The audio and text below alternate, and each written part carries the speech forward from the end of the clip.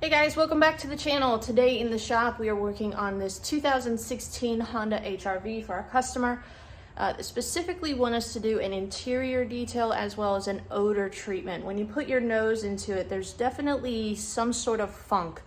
I can't quite put my finger on the source of it or what kind of smell it is. It kind of is a mixture of sweaty gym socks, body odor, and just a musty odor in general. I've tried to kind of put my nose on different areas of the vehicle, and my best bet is that it's actually within the headliner.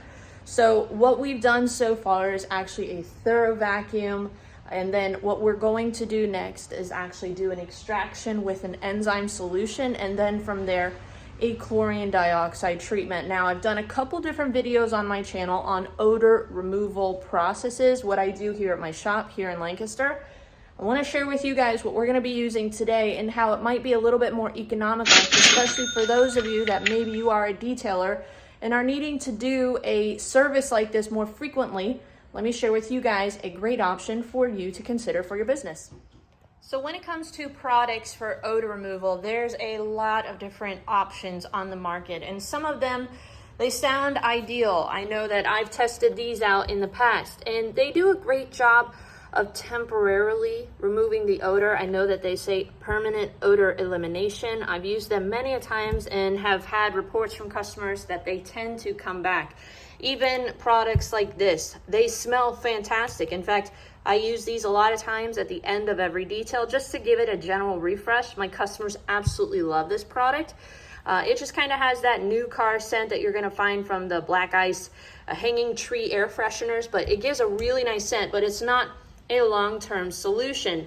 Now, in the past, I have used devices like this. This is a ozone generator. You can pick this up off of Amazon. I'm going to put the link to this unit down below, as well as the video that I shared how to use this product for smoke removal.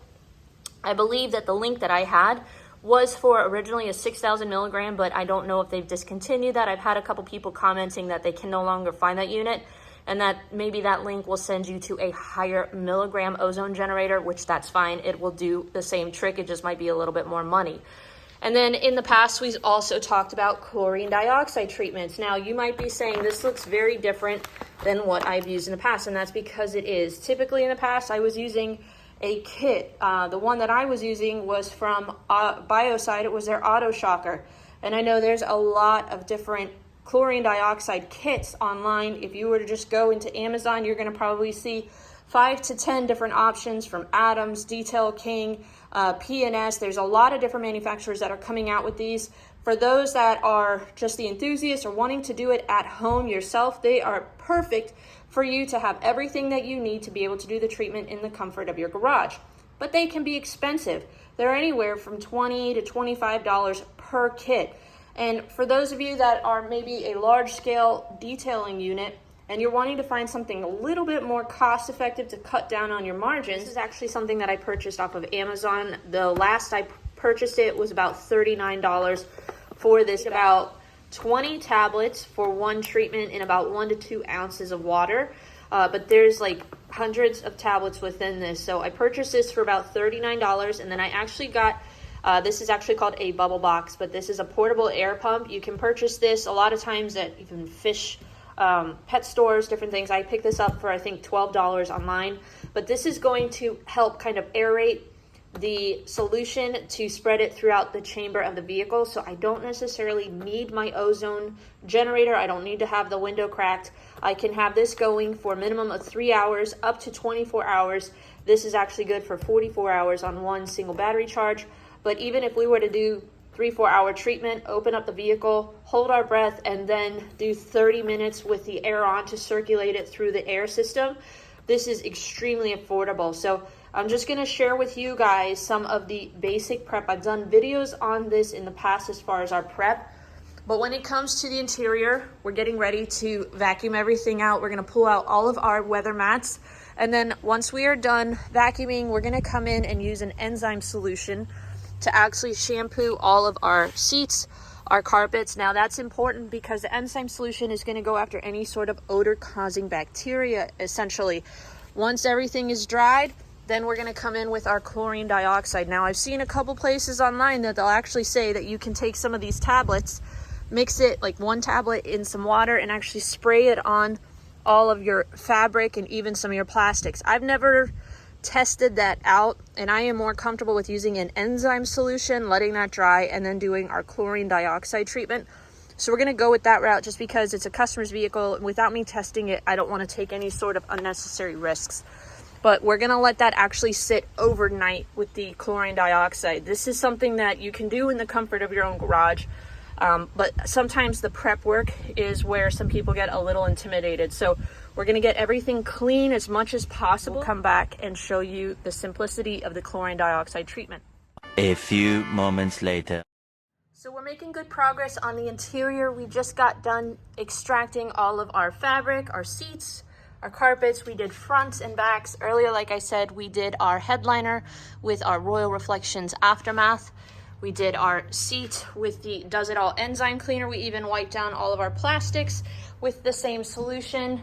Everything cleaned up really nice, very quickly. We were using the Mytee Lite 8070 heated extractor. Used my drill brush to agitate everything. That we're going to do is we're actually going to replace the cabin filter. Now the customer had already done this previously, but we've already, let's see, we're gonna push on this. Then we can come in here, remove this. Each vehicle is going to be different. I actually watched a YouTube video on how to do this. I've never even done it on my own vehicle, but it's very simple. Let's see what our cabin filter looks like. They just replaced this not too long ago. So when it comes to replacing your cabin filter, I've gone back and forth with when do you replace it, prior to the odor removal treatment or right after. And honestly, if you wanted to do both, that would be overkill, but that would be the safest measure. But they can be expensive. This is a newer cabin filter, and honestly, I could probably just take this outside, shake it out, and it's good to go. She said they just changed it within the last month.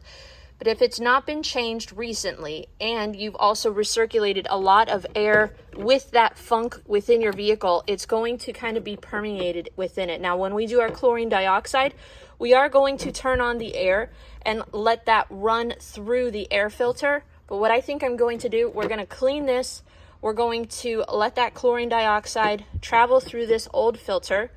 And then once everything has been done, we're going to put in our new filter. The new filter actually has charcoal within it that will continue to help remove any sort of odors on the interior. So we're going to go ahead and change it after the fact. Go ahead, get this cleaned, put it back in, and get ready to do our chlorine dioxide treatment. So here's some important things to note right off the bat. One, you can see you can do multiple treatments with this one bag. I also have a plastic Tupperware container. You can use glass as well, but make sure it is large enough to, one, hold the amount of water that you need, but two, you might have some foam or some spillage as the tablets are activated. So make sure it is large enough to hold all of the water and compensate for any sort of foam that might occur. I also have a mat underneath of the Tupperware, so that way if I do have any spills, it will be contained and it doesn't go on the customer's floor. You'll instantly start to see, as those tablets are dissolving in the water, a foam and a gas starting to occur, and it actually will send a yellow gas all over the front side of the vehicle. It doesn't stain, so don't freak out. It disperses naturally, and it actually, by the end of the treatment, your water will be clear. But we're gonna put our air pump on, make sure that the end is completely submerged in water, and you'll start to see that chemical starting to be aerated properly. Close up your doors. And I let the pump run for about 4 hours, and then I quick jumped in, turned it off, pulled it out, and then you can actually turn on the AC at this point.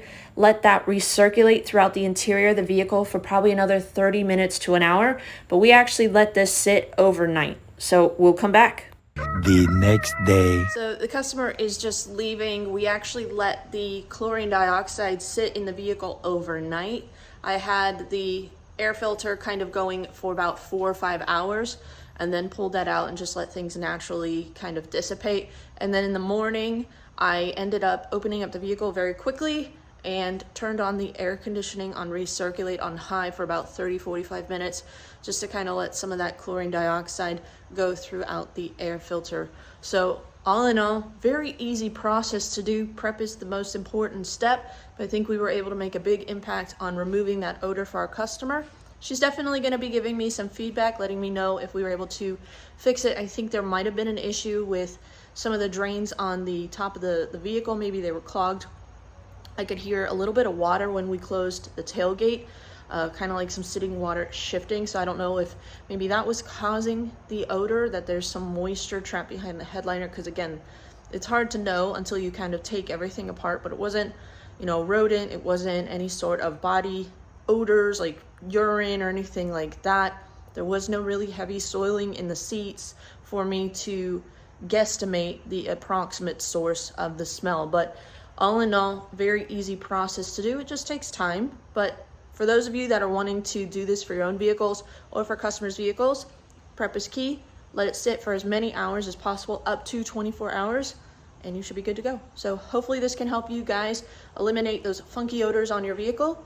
Let me know what you guys think as far as experience down below.